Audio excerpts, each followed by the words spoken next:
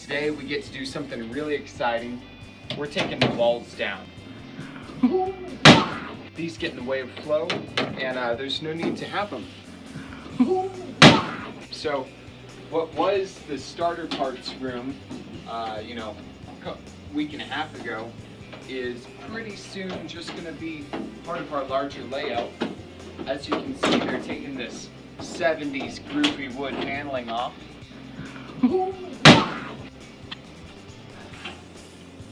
And the door frame's out. And the wall's off.